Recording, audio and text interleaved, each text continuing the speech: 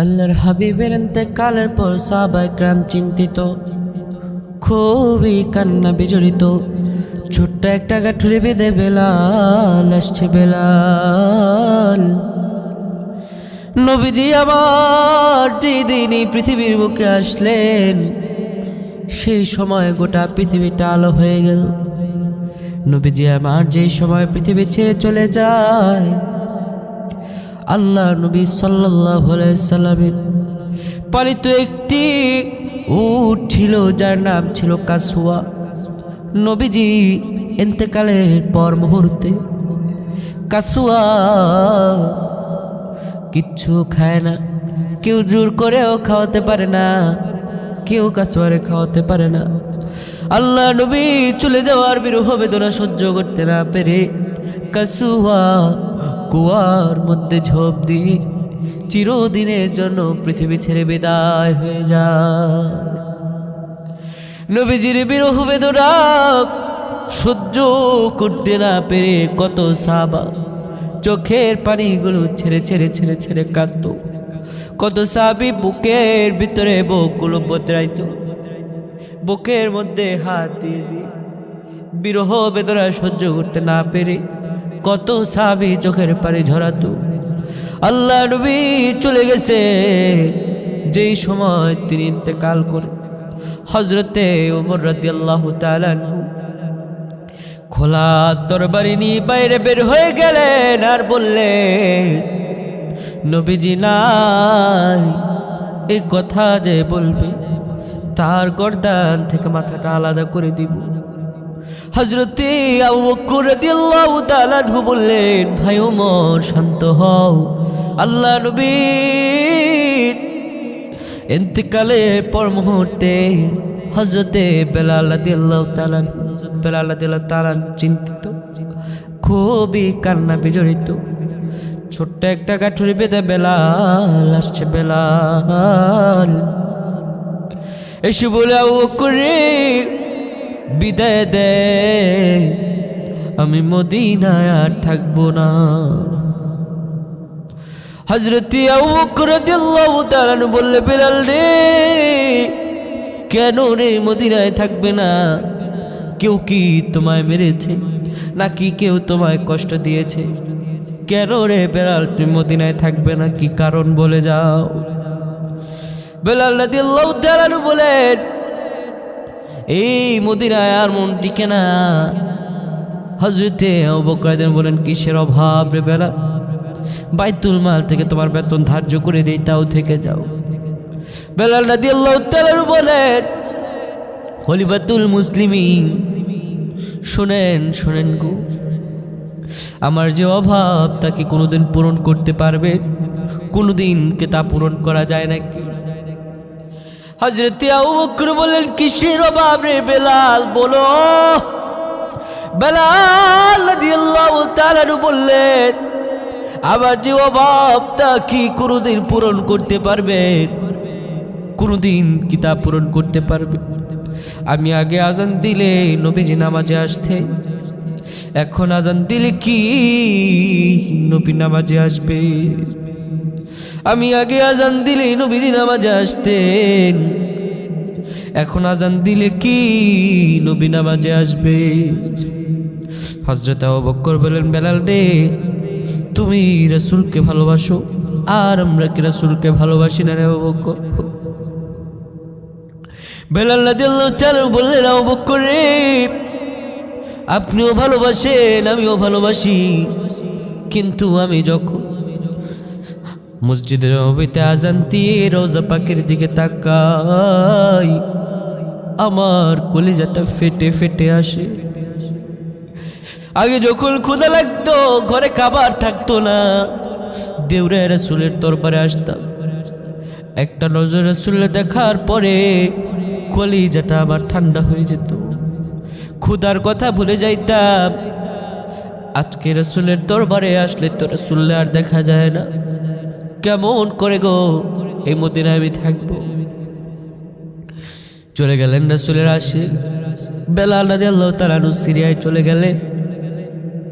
পিনপিত নীরবতা বিরাজ করছে। হযরতে বেলাল রাদিয়াল্লাহু তাআলা আনহু যখন সিরিয়াতে গেলেন কিছুদিন পরে নবীজি আমার স্বপ্ন দেখালেন, ওরে বেলাল, তুমি কেমনে করে মদিনা ছেড়ে সিরিয়ার মধ্যে আছো দূরে? আমার আমার কবরটা কি তোমার দেখতে ইচ্ছা করে না? আমার রওজা কি তোমার দেখতে ইচ্ছা করে না? বেলাল, আয় আয় আয় বেলাল, আয় একবার আমার এখানে সালাম দিয়ে যা। হযরতে বেলাল রাদিয়াল্লাহু তাআলা আনহু এই স্বপ্ন দেখে আর স্থির থাকতে পারলেন না। সিরিয়া থেকে হাঁটতে হাঁটতে দৌড়ায়া রাসূলের দরবারে আসলেন। যখন মদিনায় এসে পৌঁছালেন, অনেক দূরের পথ আসতে আসতে সেই তাহাজ্জুদের সময় হয়ে গিয়েছে। হযরতে বেলাল রাদিয়াল্লাহু তাআলা আনহু রাসূলুল্লাহ রওজা পাকের মধ্যে এসে, তখন কাঠে জালে দিয়ে রওজা পাক ঘিরে রাখা হয়েছিল, রওজা পাকের কাছে এসে বেলাল রাদিয়াল্লাহু তাআলা আনহু চোখের পানিগুলো ছেড়ে ছেড়ে দিয়ে কাঁদে আর বলে, হুজুর আপনি ডেকেছেন, আমি এসেছি। নবী আগে আগে মদিনায় যদি আসতাম আপনারে দেখতে পেতাম। আগে আজান দিলে নবী নামাজে আসতেন, এখন আজান দিলে কি আপনি নামাজে আসবে? এই বলতে লাগলো বেলাল রাদিয়াল্লাহু তাআলা আনহু।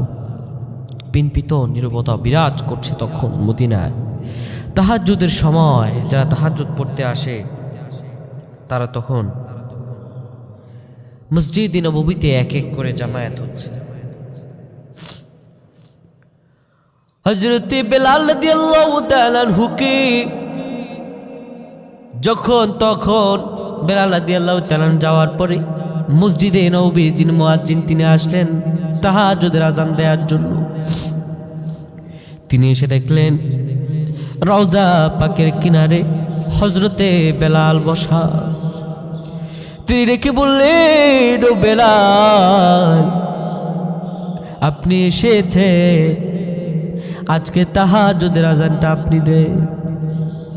হযরতে বেলাল রাদিয়াল্লাহু তাআলা আনহুকে এই কথা বলতে লাগলেন।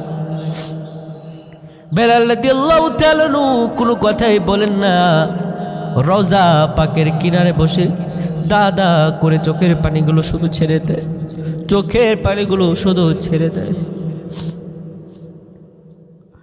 এবার ওই মুয়াজ্জিন বলছে, বুঝতে পারলো না না আমাদের কথায় কোনো কাজ হবে না।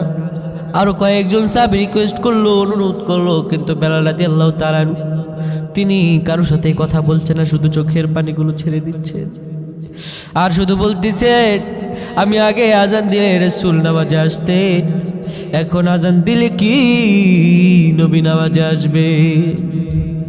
হযরতে বেলাল রাদিয়াল্লাহু তাআলা। এবার সবাই বুঝতে লাগলো হযরতে বেলালকে এভাবে বললে তিনি আজান দিবেন না। যাও যাও হাসান আর হুসাইনকে নিয়ে আসো। হাসান আর হুসাইনকে নিয়ে আসা হলো। তাদের দেখে হযরতে বেলাল রাদিয়াল্লাহু তাআলা আনহু তাদের জড়ায় ধরলেন আর ফু করে চোখের পানিগুলো ছাড়তে লাগলেন। হযরতে হুসাইন রাদিয়াল্লাহু তাআলা আনহু ভাই ভাই কাঁধের সাথে কাঁধ লাগায় তারও চোখের পানিগুলো ছেড়তেছে। রাসূল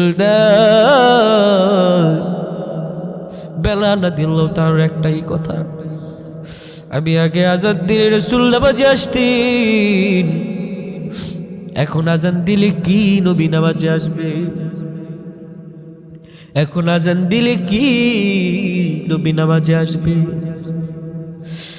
সবাই বলার পর হযরত বেলাল রাদিয়াল্লাহু তাআলা আনহু আজান দেওয়ার জন্য দাঁড়ালেন। আজান দেওয়ার জন্য দাঁড়ায়া যখন তিনি আল্লাহু আকবার বলছেন, আশহাদু আল্লা ইলাহা ইল্লাল্লাহ বলছেন, যখনই আশহাদু আন্না মুহাম্মাদুর রাসূলুল্লাহ বললেন, সঙ্গে সঙ্গে বেলাল রাদিয়াল্লাহু তাআলা আনহু ঠিক সেই জায়গার মধ্যে দাঁড়িয়ে বেহুশ হয়ে পড়ে গেলেন। হযরত বেলাল রাদিয়াল্লাহু তাআলা আনহু সাহাবীদের এত ভালোবাসা ছিল রাসূলুল্লাহর প্রতি, আর আমাদের ভালোবাসা কিঞ্চিত পরিমাণও নাই। হযরত বেলাল রাদিয়াল্লাহু তাআলা আনহু এত ভালোবেসেছেন, সাহাবীরা এত ভালোবেসেছে। এই জন্য আল্লাহ বলেছেন পবিত্র কোরআনুল কারীমে সূরাতুল আহজাবের 6 নম্বর আয়াতে আল্লাহ বলেন, আন-নাবিয়্যু আউলা বিল মুমিনিনা মিন আনফুসিহিম ওয়া আজওয়াজুহু উম্মাহাতুহু। একজন যে খালেস ঈমানদার হবে, একজন যে খাঁটি ঈমানদার হবে, তার জীবনের চাইতে, তার পিতামাতার চাইতে, স্ত্রী পরিজন সবার চাইতে, সব চাইতে যিনি বেশি প্রিয় হবেন তিনি হচ্ছেন মুহাম্মাদুর রাসূলুল্লাহ সাল্লাল্লাহু আলাইহি ওয়াসাল্লাম। রাসূলের ভালোবাসার জন্য আল্লাহ আমাদের প্রত্যেকের হৃদয়ে দান করে পড়ুন আল্লাহুম্মা আমিন।